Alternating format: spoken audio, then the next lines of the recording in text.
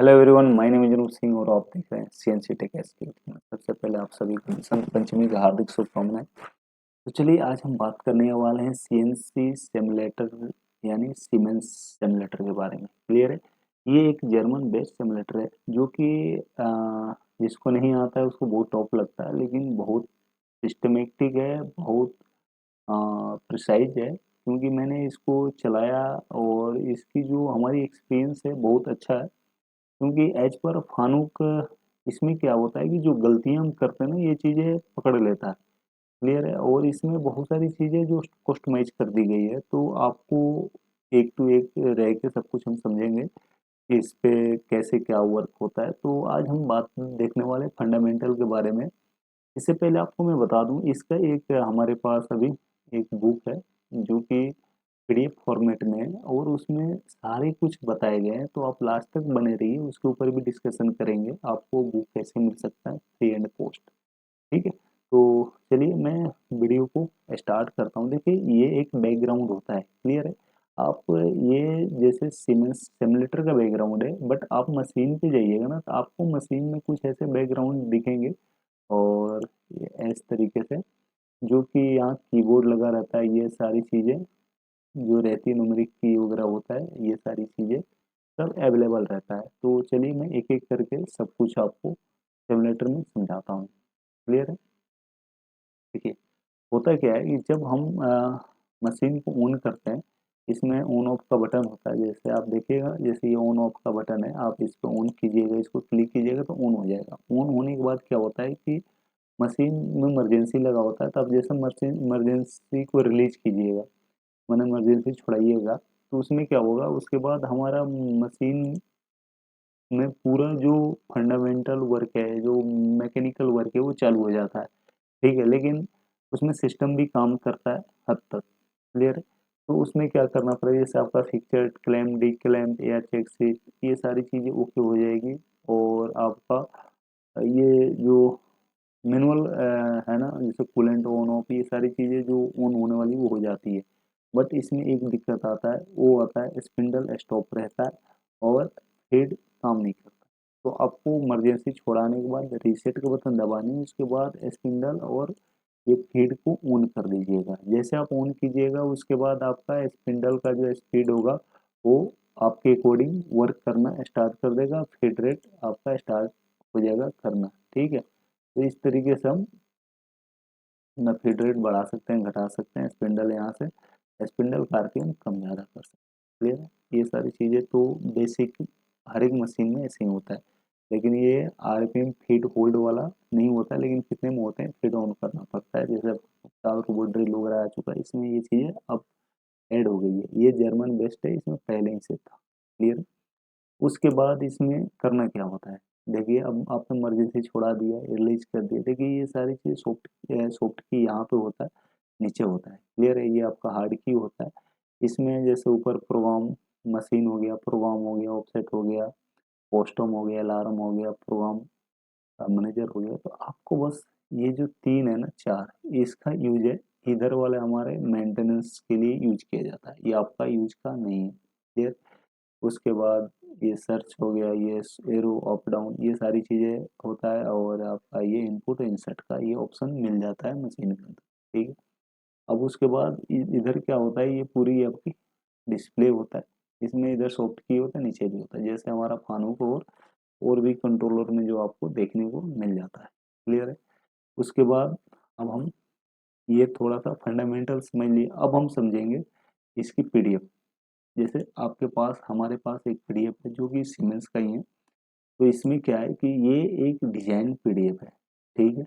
और ये पीडीएफ में बहुत सारी चीज़ें डिजाइन की गई है। ठीक है? ये सेक्शन वाइज हर एक चीज़ का डिजाइन है। और इस पीडीएफ में इतना कुछ है कि अगर आप इसके पढ़ते हैं तो आप पूरी प्रोग्रामिंग सीख सकते हैं। पूरा फंडामेंटल इसमें ए टू जेड चीज़ें दी हुई है, सीमेंस के जो कंट्रोल सिस्टम होता है उसका। क्लियर है? जैसे हम प्रोग्राम के बारे में, प्रोग्राम एडिट के बारे में करेंगे, तो इसमें कहाँ आपको जाना है, प्रोग्राम पे क्लिक करना है, मेनू पे करना है, प्रोग्राम एडिट में करना है। फिर आप एडिट में करके फिर क्या क्या कर सकते हैं, मार्क सेलेक्ट सेटिंग, सारा कुछ इसमें ए टू जेड समझाया गया। जो कि आपको इस पीडीएफ में पूरी प्रोग्रामिंग की और मैनुअल कंट्रोल की सारी नॉलेज दी हुई है। अगर आपको ये प्रोग्रामिंग ओनली 2 तारीख को यानी बसंत पंचमी सरस्वती पूजा के दिन आपको अगर चाहिए, आप मुझे इंस्टाग्राम पे फॉलो कीजिए और मैसेज कीजिए पीडीएफ, आपको पीडीएफ मिल जाएगा। और बस वही एक माध्यम है आपको एक पीडीएफ पाने के लिए, ठीक है। अगर 2 तारीख को मैं अगर नहीं भेज पाया तो 3 तारीख तक आपको मिल सकता है। क्लियर है? तो चलिए, इसमें बहुत सारी चीज़ें जो आप सीख सकते हैं। जो हमें एक चीज़ बता दूं, ये हमारे ओनली सीमेंस के लिए नहीं, इसमें बहुत सारी चीज़ें जो फानुक में भी ये सारी चीज़ें इम्प्लीमेंट होती यूज होता है। क्लियर है? तो इस चीज़ पे भी आपको अगर सीखना हो तो इसको आप ले सकते हैं, फ्री हैंड कॉस्ट में आपको मिल जाएगा।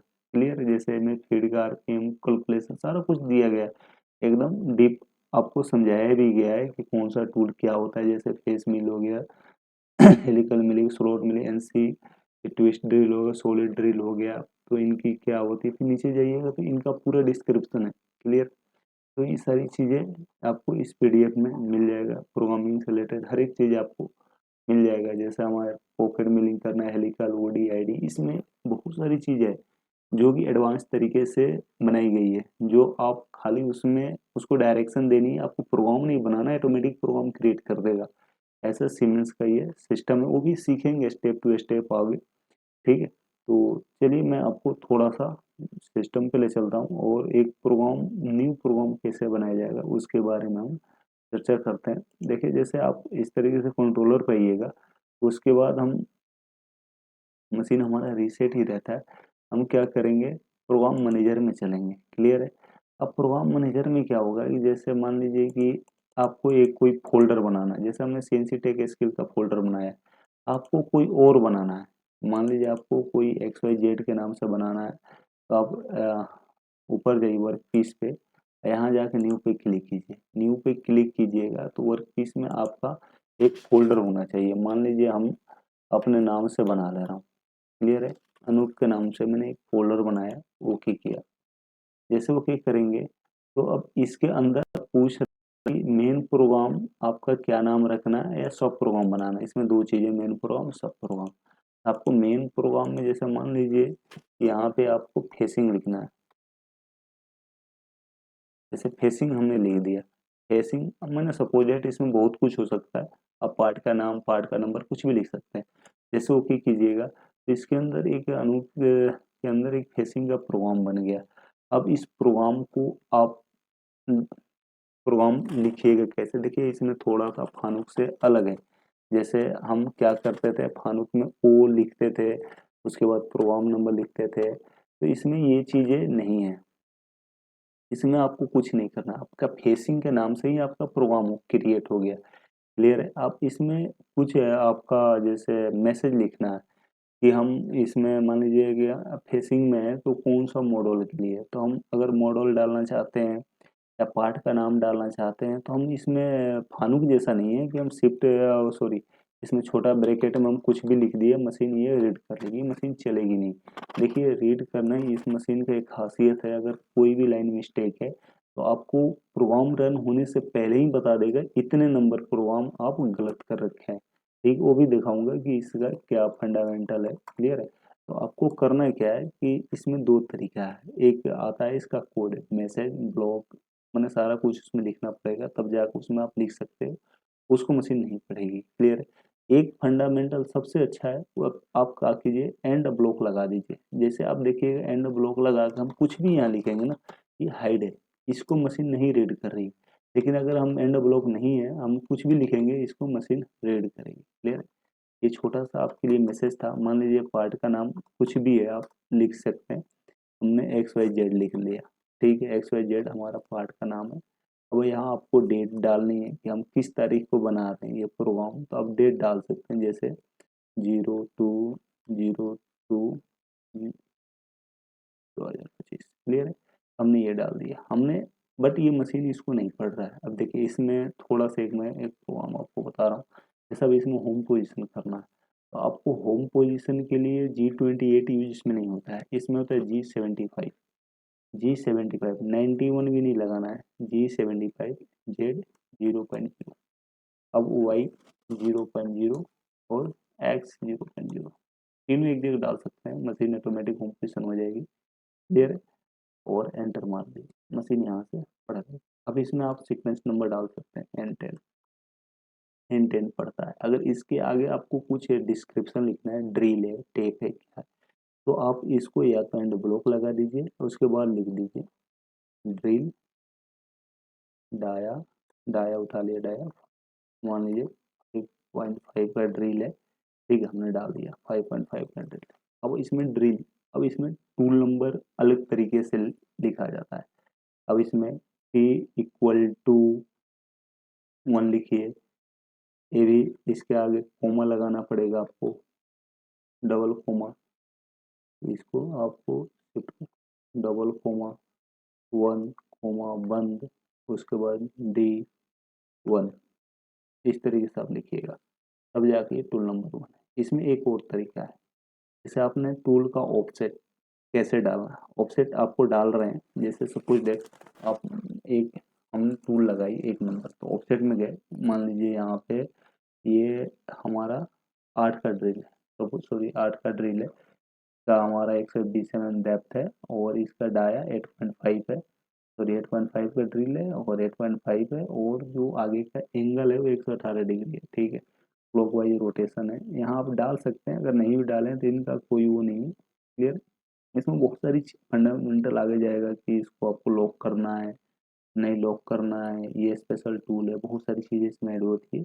बट यहाँ तक आपको फिल करना है। आप खाली ऑफसेट भी डाल दीजिएगा, ये आप चाहिए तो डाल सकते हैं, मशीन को नॉलेज रहता है कि टूल का ये डाया है। क्लियर है, उसके बाद आप इसको इनपुट कर दीजिए। अभी हम क्या करेंगे, जैसे प्रोग्राम में अगर हमें कुछ नहीं डालना है तो हम क्या करेंगे, यहाँ टूल सेलेक्ट टूल पे जाएंगे, और इसको हम अपने अकॉर्डिंग जिस टूल को हम लोड करना है, मान लीजिए हमने 8.5 के ड्रिल को ऐड करनी है, ठीक है, इसको हम ओके कर देंगे, तो देखिए ऑटोमेटिक यहाँ से उठा के हाँ दे दिया, लेकिन हमें यहाँ D1 लगाना पड़ेगा।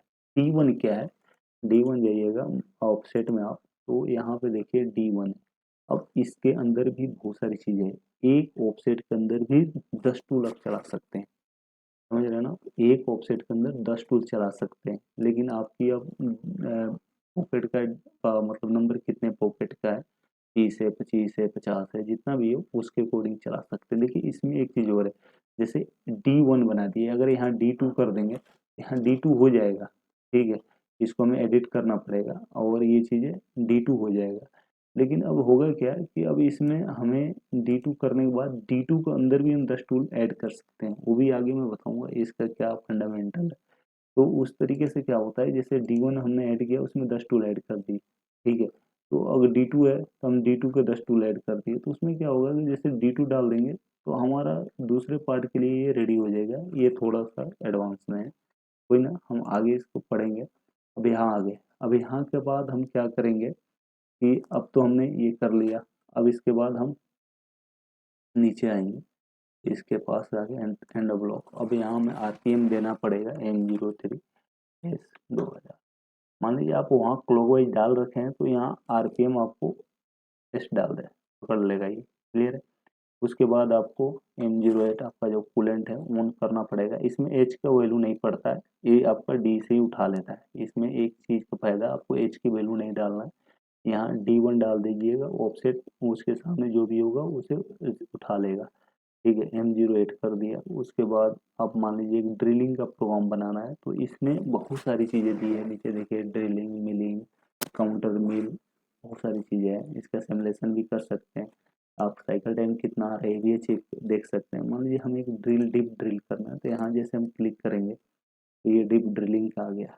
अब इसमें सारा चीज़ दिखाएगा कि आपका 100 mm पहले पार्ट से 100 mm पहले आके रुक जाएगा रिट्रैक्शन पॉइंट से ऊपर। क्लियर है, उसके बाद 1 mm का आप रिट्रैक्शन देना चाह रहे हैं, 5 mm देना चाह रहे हैं, आप उसके अकॉर्डिंग बना दीजिए। सिंगल पॉइंट है कि मल्टी पॉइंट है, जैसे आप इसके ऊपर ये क्लिक कीजिएगा ऑटोमेटिक चेंज हो जाएगा, आपका अलग है, पोजीशन अलग अलग है, मल्टी पोल है, क्या है, हम सिंगल पोजीशन के लिए बता रहे हैं आपको। अब ये चिप्स ब्रेकर है, चिप्स रिमूवल है, आप चिप्स ब्रेकर बनाइएगा तो इसमें क्या होगा कि ये 73 में चलेगा, रिमूवल बनाइएगा तो 83 में चलेगा। अब आपको ये जेड जीरो पे चलाना है, जेड माइनस में ले जाकर वहाँ से फिर जितना यहाँ आप डालिएगा, मान लीजिए प्लेन ऊपर है नीचे है तो ऊपर के लिए आप जीरो डाल दीजिए, नीचे के लिए दूसरे प्लेन के लिए, दूसरे प्लेन पर बनानी है तो नीचे है तो -20 से स्टार्ट होता है, -20 यहाँ डालिए। मान लीजिए चलिए जीरो है, हम -20 से स्टार्ट करते हैं, -20 से हमारा कोई पार्ट है, मान लीजिए ये जो फेस है 2 mm ऑफसेट से नीचे है, जीरो से तो आप बना लीजिएगा। उसके बाद अगर आप यहाँ पे कितना डेप्थ बनाइएगा, मान लीजिए हम 40 mm बना रहे हैं, ठीक है 40 डाल दिए।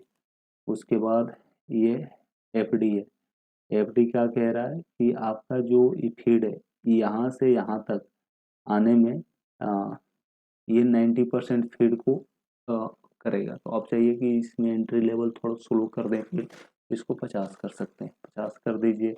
ये आपका डी है, मानो वही डी जितना एंट्री करेगा, जितना तक डेप्थ में आपको फीड कम रखना वो डाल दीजिए, और यही आपका पैक का काम यहाँ से कर जाएगा, ठीक है। और ये डी एफ है, ये आप डाल सकते हैं कि हमारा ये फीड कितना रहेगा, 90 रहेगा, 100 रहेगा आपका फीड।